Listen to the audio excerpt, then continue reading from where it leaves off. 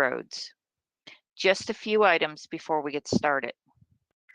Please make sure your phone is unmuted. This allows us to open your line so you may ask a question. So if you'd like to ask a question, please unmute your microphones now. When we call on you, we will open your line so you can ask your question. Once you have asked your question, we will mute your line to avoid any background noise during the response. To indicate that you'd like to ask a question, please click the hand icon on the GoTo dashboard. You can also type in a question anytime in the question section on the dashboard, and we will make every attempt to include your question. I will now turn you over to our moderator. Thanks, Robin. Hello, everyone. Whether you're a first-time participant or been with us on these media conferences from the start, on behalf of Tony Khan and everyone at AEW, sincere thanks to everyone for spending a part of your day with us. This Sunday night, May 30th, AEW will broadcast the third edition of Double or Nothing from Daly's Place in Jacksonville, Florida. The full capacity crowd will see the 4 championships defended, the Inner Circle and the Pinnacle battling it out in the Stadium Stampede, the return of the Casino Battle Royale, and Sting wrestling in front of a crowd for the first time in 6 years. So with us today to discuss Double or Nothing and all things AEW is Executive Vice President Cody Rhodes. Now let's turn the call over to Cody for some opening remarks, and then we'll open the line for your questions. Cody? Hello, everybody. It's always great to be with you all on these calls. The past year has been quite a journey, and it's been an honor and a joy to continue to put on shows for our fans. We are very much looking forward to getting back on the road with upcoming shows in Miami, Austin, and Houston, along with some other great markets. I'm extremely pumped to be able to bring back and be part of this team, and Tony Khan bringing back a full house for the incredible show we have in store at Double or Nothing on Sunday. With that in mind, let's get to the questions. Okay, thanks, Cody. What we're going to do is I'm going to announce who's up first and then who's on deck. So we're going to start with Louis Dangor from Wrestle Talk, and then Izzy. We'd like to have you ready to go after Louis is finished. And Cody answers Louis' question. So Louis, the floor is yours. Hi, Cody. Thank you very much for taking the time. I wanted to speak to you about the upcoming Rampage show, obviously a very exciting announcement. Can you talk to us a little bit about what that show is going to entail? What's it going to look like compared to Dynamite, Dark, and Dark Elevation, and sort of the talks that have been going on about getting that show into fruition? Absolutely. I'm really excited for Rampage. On a personal note, one of the things I'm looking forward to seeing with Rampage is we have a very large roster. We're looking to expand our roster even further. So to be able to get people off the bench, some very, very talented people to spread the wealth, it's incredibly exciting. It's August 13th, TNT. We're going to be on at 10 p.m. Eastern, and then Rampage is going to move to the mothership, to the Superstation TBS, starting January 1st, 2022. Rampage is definitely going to complement Dynamite, and it will serve as a third hour of programming where we can further our storylines and showcase this roster. A big part of this is establishing, or better yet, reestablishing TBS as the world's undisputed destination for wrestling, and with the 3 best hours of wrestling on the planet joining their network early next year, I think we're on track to do just that. I am very excited for Rampage. I got to see some of the art for the logos and things of that nature and the digital assets just the other day, and it's just really cool to see us able to expand so quickly. Okay, thanks, Louis. Izzy from Hot Tag with Izzy is next, and we're going to follow Izzy with Stephanie Francombe from Steel Chair. Izzy? Hey, can you guys hear me? Yes, I can hear you, Izzy. Awesome. How are you, Cody? Oh, I'm wonderful. I don't know how you got on this call, but I'm doing good. I stuck my way in. But Sunday is such a huge night for you. Not only are you representing the Rhodes legacy, but you are going into this match as the American Dream. So is this match against Anthony Ogogo like a statement match for you? I look at every pay-per-view in such a, almost all of them I look in a different light for the story that I'd like to tell and the story that I'm currently part of. This just fits so well, being Memorial Day weekend and being that both men in the match really truly are living the American dream and the beauty of that. And again, this weekend in Jacksonville, Florida, it just felt like a great time to pick up that sword and shield that I referred to as too heavy for me. It is, but again, it's mine and Dustin's to pick up. It's a one night only thing. I'm the American Nightmare. I know my role, but I absolutely will try and make a statement as far as myself as a wrestler, myself as a member of the Rhodes family, and where we're moving forward to with Double or Nothing, and as the brand continues to expand. So yes, ma'am, it is indeed a statement match. Thanks, Cody. Up next is going to be Stephanie Francombe from Steel Chair, and following Steph will be Sean Ross Sapp from Fightful. Steph? Hi, Cody. Hey, I always look forward to hearing your voice on these calls. How are you doing? Oh, thank you very much. That makes me very happy. Merci. That will be my only word in French. My question will follow easy one, because like we said, you picked up Anthony Ogogo, which one the first man that you signed, AEW signed, I would say as an AEW baby. I mean, for the Nightmare Factory. I wanted to know what you think about his potential and his progression, his progress over the year, and 2 years maybe now, and why did you choose him? Thank you. Thank you. It's a great question. Anthony Ogogo, I would consider, I don't think I'm speaking incorrectly here when I say I would consider him AEW's very first, as you put, baby, but the very first developmental wrestler we had. And I was part of his signing. DDP had introduced him to me. DDP tells me about 10 people a day that are going to change my life. And, you know, he's I don't know what the batting average is on that, but he wasn't wrong about Anthony Ogogo. The upside is very, very visible for anybody watching Dynamite in terms of the look, the charm. And one thing I got to see firsthand initially with his training was his skill in the ring. Now, Anthony and I don't necessarily get along, and I can't take credit for training him. That is definitely going to go to QT Marshall, who is, if not the best trainer in the entire world, not the friendliest guy, but I'm very curious to see where he's at now. I don't think he's ready for this type of scenario against me on a pay-per-view under the bright lights.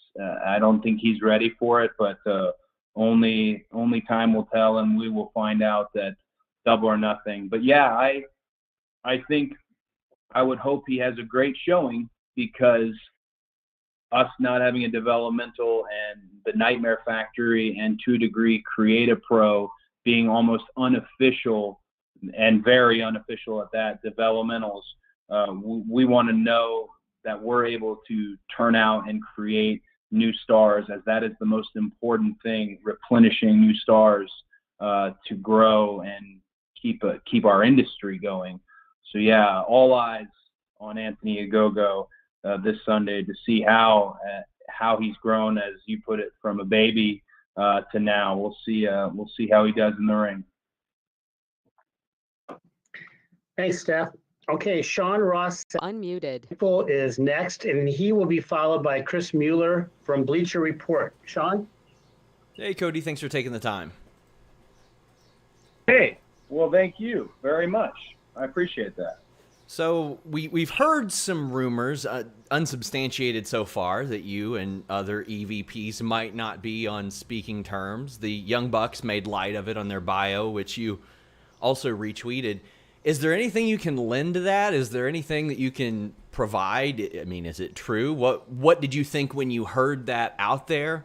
Is there anything you can add to that? Well, when I heard that story was floating around, it is one of the things I chalked up as we've been very successful, AEW, and with NXT using the Wednesday Night Wars, that created a lot of anger. And I understand that there's a lot of hardcore NXT and WWE fans out there, and that's why those stories like that don't surprise me. I think people need to cling to something, and as sexy as that story is, I talk to Matt and Nick every day. I talk to Kenny very often. I support their projects fully. They've been supportive of all my projects, and we would not be able to put this show on the air. Tony's the man and Tony's the boss, but we would not be able to put this show on the air if the four of us were not functioning as one team. So we really, unfortunately, it's not very sexy to say, but there's no truth to that.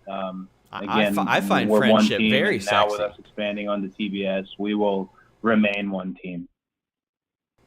Thank you. Thank you both. Okay, Chris Mueller from Bleacher Report, you are up next. I'm going to follow that with a write-in question. Chris? All right. Thank you. Cody, how are you doing today? Thank you for taking the time. Thank you. So, since Sean opened the rumor floodgate, there's another story going around about your recent promo, and you had mentioned that you workshopped this and you'd focus group the promo a little bit, and I think that created a lot of questions among people online, and I was just wondering if you could go into a little more detail on that. Like, who are you focus grouping it with? Is it your Nightmare Factory students, the roster, the EVPs? Like, what is that process like for you?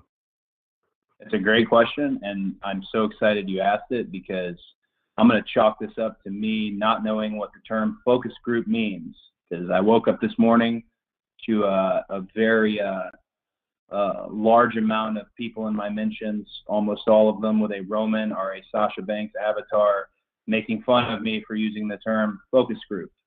I did not focus group this promo. What I intended to say, and I did not say correctly, so chalk this up to me being a dummy. I work on my promos very hard. And a lot of the old timers who said, oh, I was just doing it on the fly, I would say they worked on theirs very hard, whether it be in the gym, whether it be in the car, looking in the rear view. So when it comes to my promos, the process is usually I voice memo it out to the people I trust the most, the legends in our industry, some coaches, and some members of management, and I like to see what they think. But absolutely not. There is no AEW focus group that is listening to my interviews. I would just chalk up my passion and love for promos. I got to see a really great working relationship firsthand between Brian Gewirtz and The Rock, and I know that's an incredibly lofty comparison, but it's one to shoot for because him being such an exceptional entertainer and promo. So I like to take mine very seriously. I like to be all business about them. And last year I was so fortunate and humbled to have won a bunch of those promo awards, like with Inside the Ropes and various outlets like that I just want to continue to deliver really good content whenever I put the mic to my lips.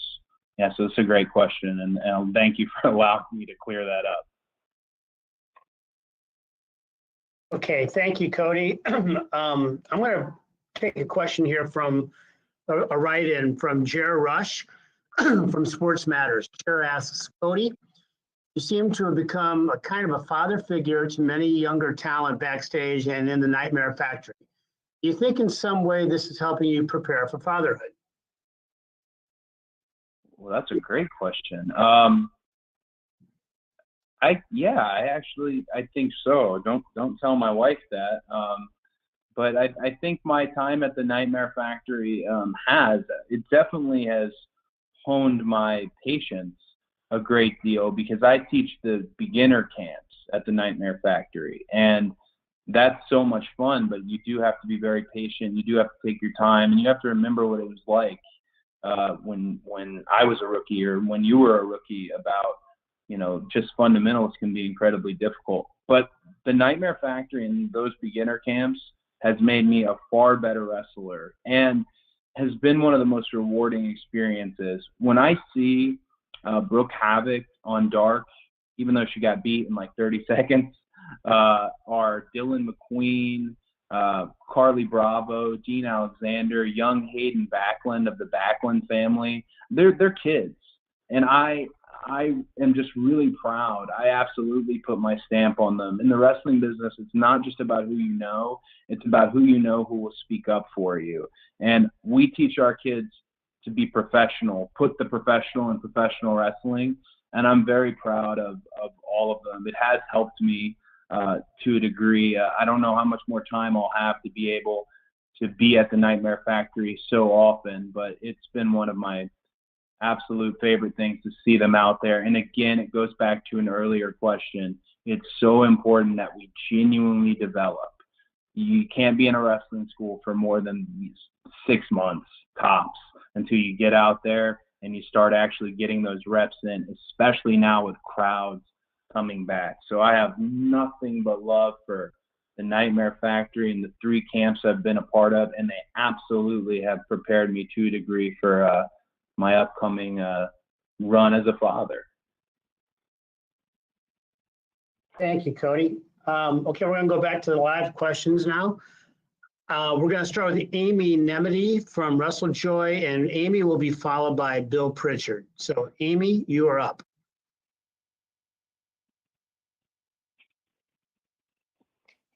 Amy, you need to unmute yourself.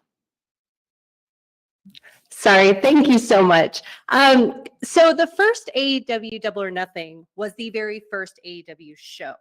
And now we have the first AEW show with crowds back again being Double or Nothing as well. What is the energy like in the locker room as everyone gets ready to perform in front of crowds once again? It's a great question. I think what you'll see with the show on Sunday is a lot of perhaps plans or strategies on how people were going to perform and compete altered by the fact that crowds are back. I wouldn't be surprised if you see some tears because, gosh, Pandemic Wrestling has had some absolute bright spots, the TNT title being the one I always think of the most, but it's time to get back in front of crowds, and I think it will heavily alter and affect the show. I cannot wait. They're going to have to hold me back from jumping into the crowd and just wanting to be right there with them. That's such a huge part of the music that we make. They're really the orchestra for it. And I've just been texting with different members of the roster. Just this morning, I was talking with Eddie Kingston and just all of us. It's all underlying that backstage environment, and that energy is, we're ready for this. We're ready and to be coming back to a full house, Daly's Place, Jacksonville. Double or Nothing's the perfect spot for it, as you mentioned, the very first AEW show. And now it's the first show to let fans back in for wrestling as a whole. So my heart is full for Sunday. Thank you both. Okay, we're going to now go to Bill Pritchard from WrestleZone, and Bill will be followed by Stephanie Chase from Digital Spy. Bill?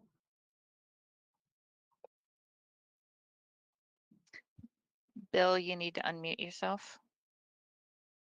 Hey, Cody, how are you doing? Good, how are you? Not too bad.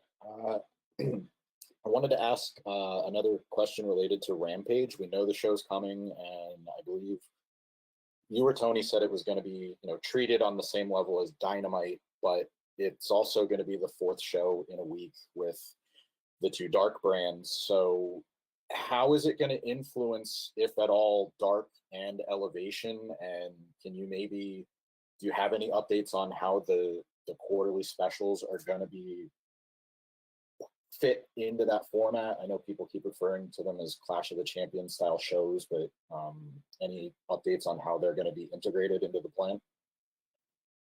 Absolutely. Tony is not lying to you when he says that the Rampage will be treated with the same care that Dynamite is. I know comparable in the business, often when a new show comes up, it might be considered a secondary show. This is not unlike the TNT title was never intended on being a secondary title. And I also know that a lot of people are really concerned about what happens with Dark and Dark Elevation. Those are fan favorite pieces of content. We are absolutely going to continue to produce them. And I'm excited as we travel to not only be touching the independent scene from Georgia, Florida, Alabama, and the South, we're going to be able to look at it a little bit case by case as we're going to these different markets, which has always been something to look forward to when it comes to Elevation or when it comes to Dark itself. Rampage and Dynamite are very much going to be complementary shows. They are not competing brands. The rosters are not split, and they will lean in to the 4 mega events that we do for TNT. And if you know anything about us with what we've just put on TV, we're not a save it for the pay-per-view type company. We have 4 pay-per-views a year, and that logic is in this economy, it's passé to save it because we're paid for the TV content and paid incredibly well. So those 4 specials will be a la Clash of the Champions. That is the best example I can give you other than perhaps Saturday night's main event. They will be mega events. As you know, Tony likes to theme Dynamites often per holidays, per events, and these will be converging stories is a good way to look at it that you'll see when it comes to the 4 specials. But Rampage, Elevation, Dark, Dynamite, they might have all individual identities, but they're all held as a priority, and Dynamite and Rampage are absolutely complementing each other. Thank you, Cody. Stephanie Chase, you are up next. Hi, And Cody. Stephanie, just a minute. I want to alert John Alba. We'll be following Stephanie. Steph, go ahead. Hey, sorry for jumping in there. Hey, Cody, how are you? I am doing wonderful. How are you? I'm great, thank you.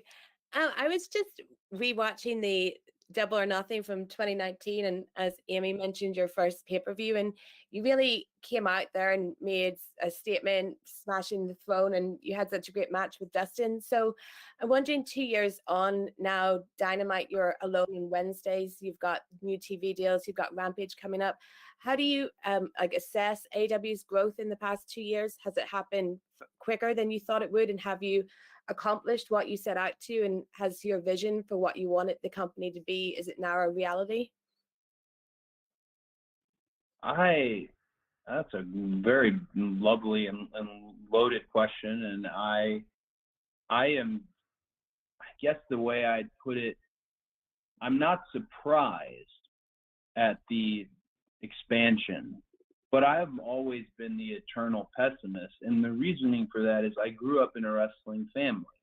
Can't tell you how many times I heard, oh, this show is going to get TV and this is going to be on this network. And it was not until Tony Khan that wrestling was able to be brought back to a comparable network and actually have a alternative and a challenger in the space that has been almost 2 decades. So even that, I know this can all end just on the drop of a hat, but it is amazing how quickly we've expanded, especially now expanding into the TBS territory.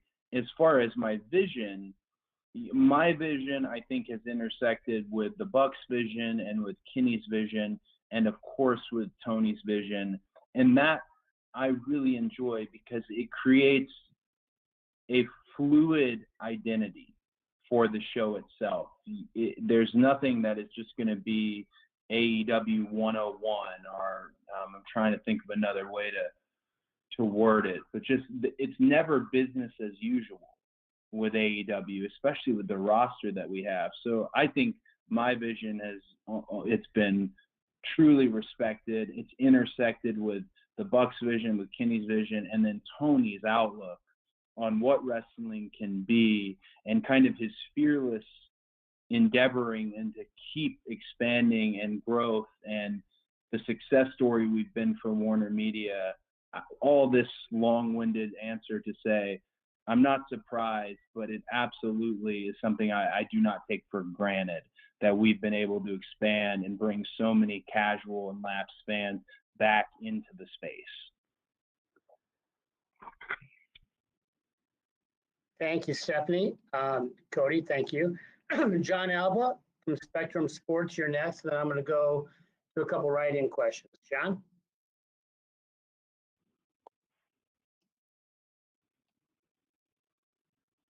There we go. Sorry, wasn't letting me unmute. Cody, thank you for the time, and congratulations to both you and Brandy as you get ready to welcome your beautiful baby girl into the world. I wanted to ask about the crowds coming back. Furthermore, when was the decision made to go full capacity? What is your plan for touring going forward as you start to add more dates here? And can we expect to see Trevor Lawrence or Tim Tebow become all elite? The latter part of your question is tricky. It is unique.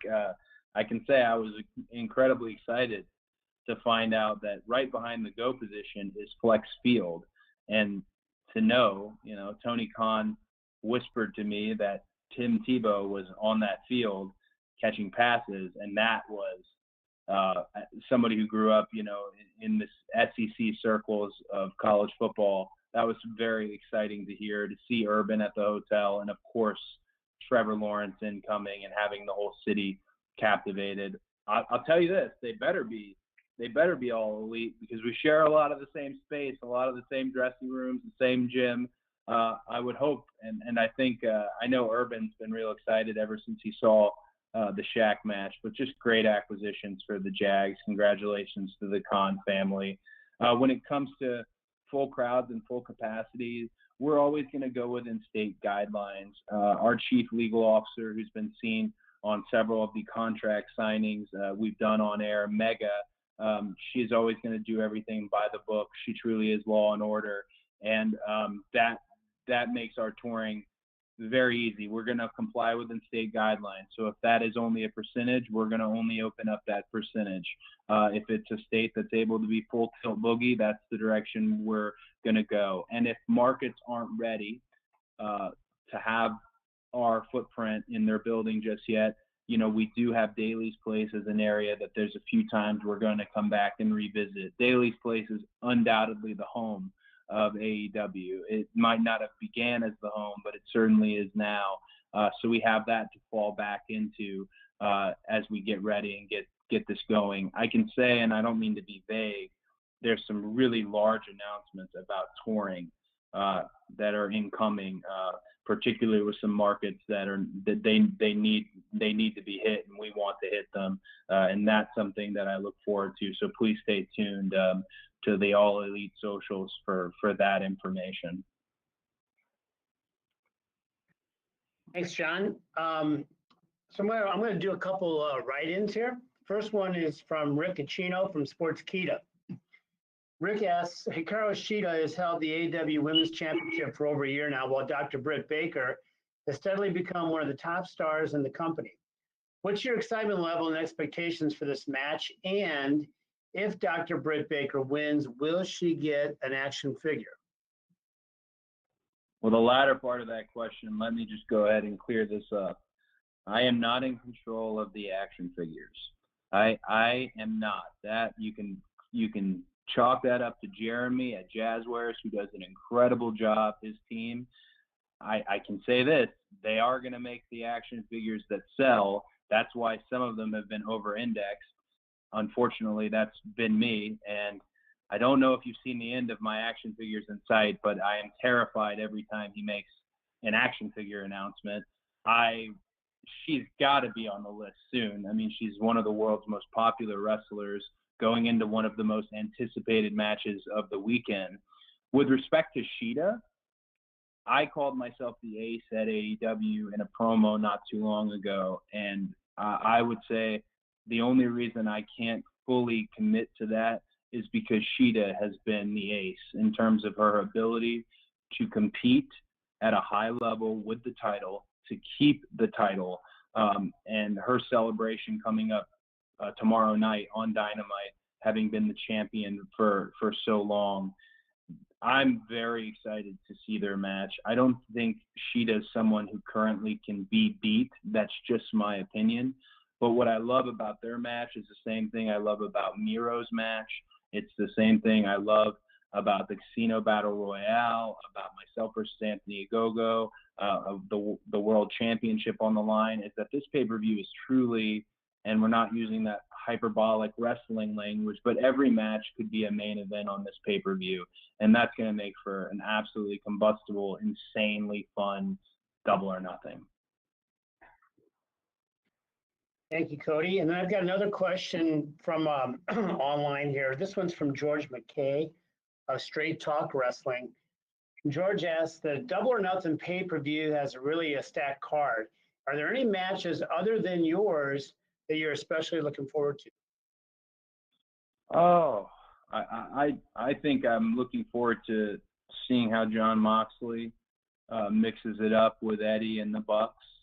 The Bucks provide a type of wrestling that is always so different from everything else on the card.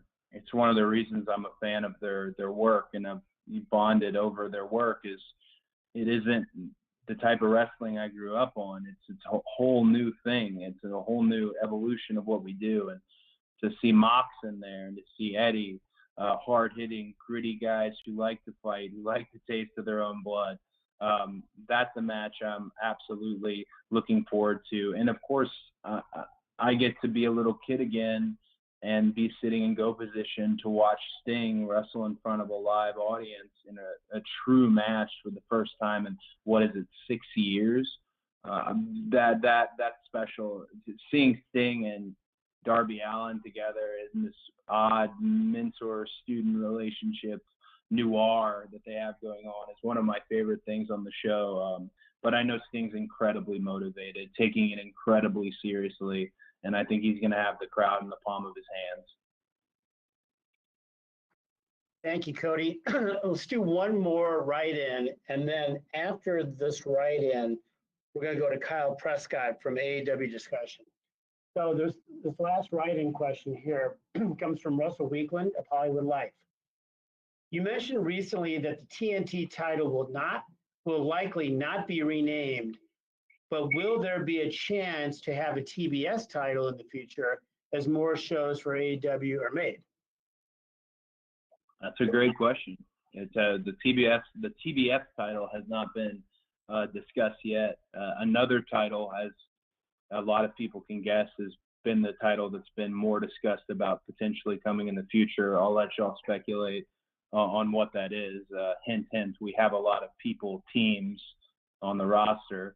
But no, the TBS title has not been discussed, but you never know.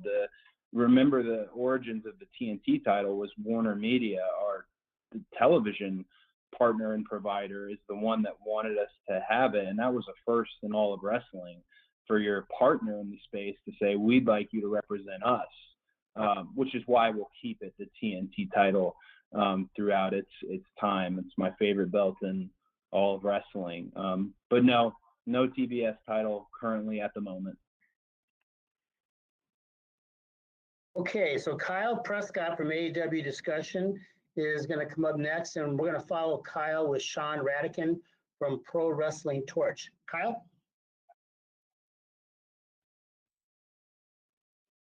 Kyle, you need to unmute yourself.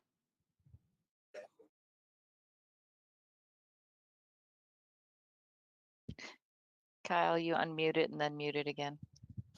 Oh, my bad. Are you able to hear me? Yes, we are. All right. My question for Cody, and thank you for taking this call. With live touring shows returning soon, how can we expect Dark and Elevation to be structured as far as as far as some of the independent talent that we've seen on the show recently, is there plans to keep any of them or bring any more in? With Dark and Elevation, in respect to your question, as we travel and tour, the thing I think that will change is perhaps you'll see less independent faces from the South and more independent faces from the specific market we are in. If you are at all implying that we need to hire Fuego before we leave Daly's place, I can say he is currently in last place on the potential to get the Nightmare Family jacket, and I don't see him turning it out. But I'm only kidding. Dark and Elevation are going to be what they always are. Elevation is the showcase. It also is very important to us because Paul White is the announcer on that, Big G being part of it.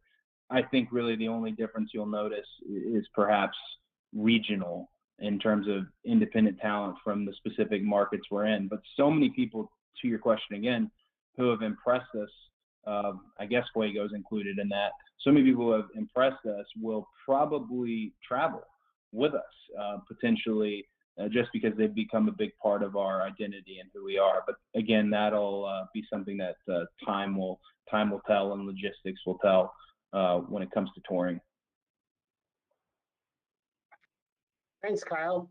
Okay, Sean Radican from Pro Wrestling Torch will be up next, and Nick Hausman from Wrestling Inc. will follow Sean. Sean, you're up.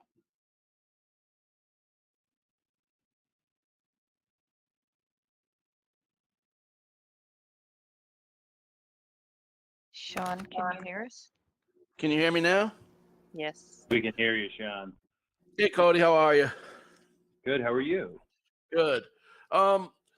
My question is, Warner Media clearly thinks highly of you in terms of your star power and your ability to translate beyond, the AEW brand. You've been part of Go Big Show, and now you're filming your own, or you're starting soon to film your own reality TV series with Brandy.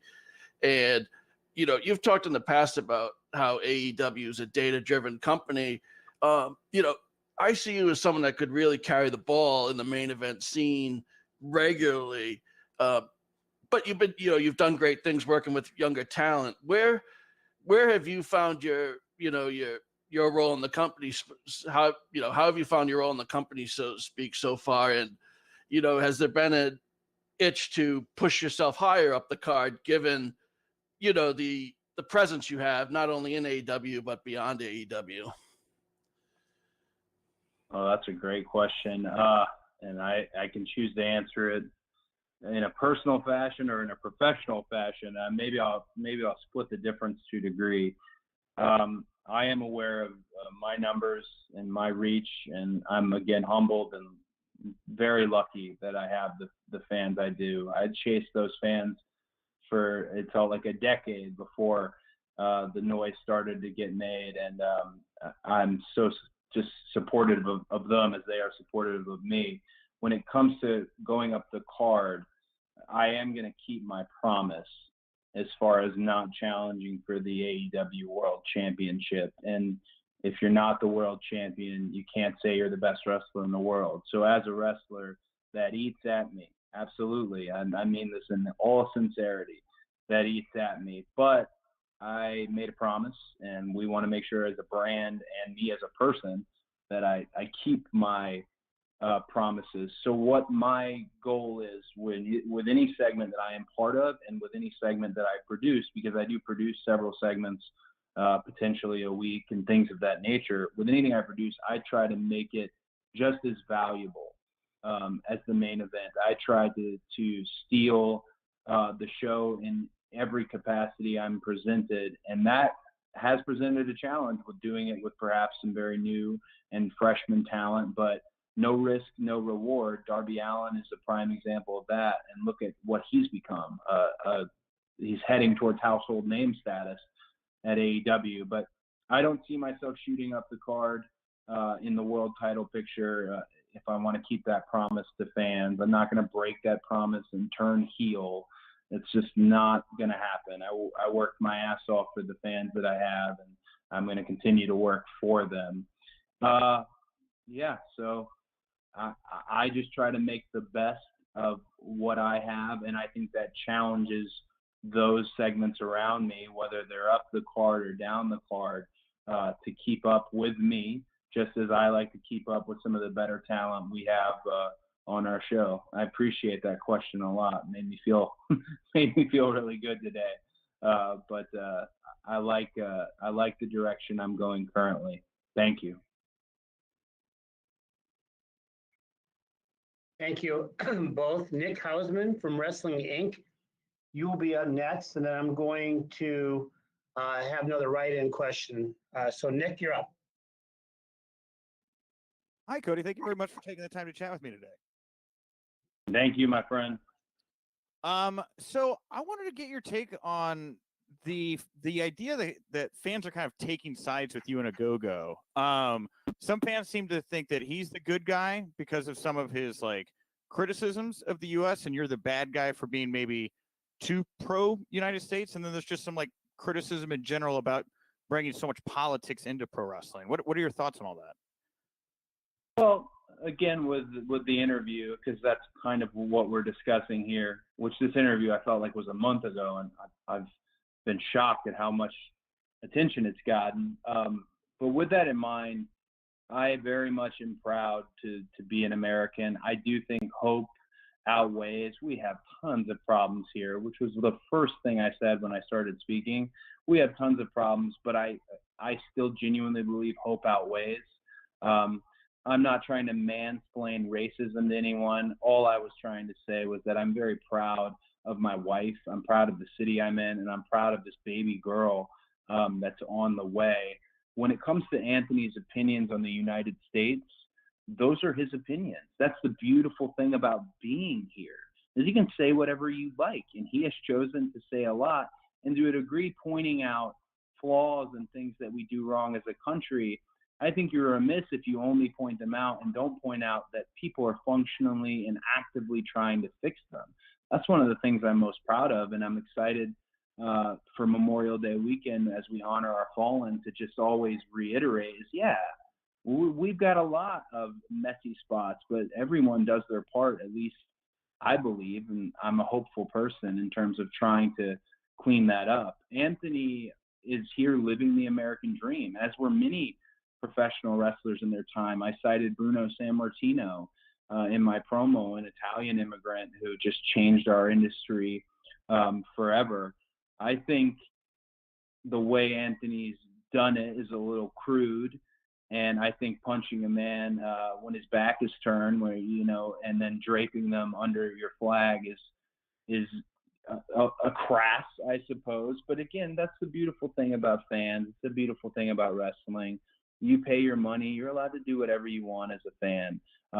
So people who think he might be the good guy, or I'm the good guy, or I'm the bad guy, or he's the bad guy, that's fine. That's fine by me. It's more interest for the match and more interest for the outcome of the match. But with all that said, when it's said and done, I really hope to say, whether I like him personally or not, that I'm proud of Anthony as far as him being AEW's first developmental talent and what that looks like in a major pay-per-view spot.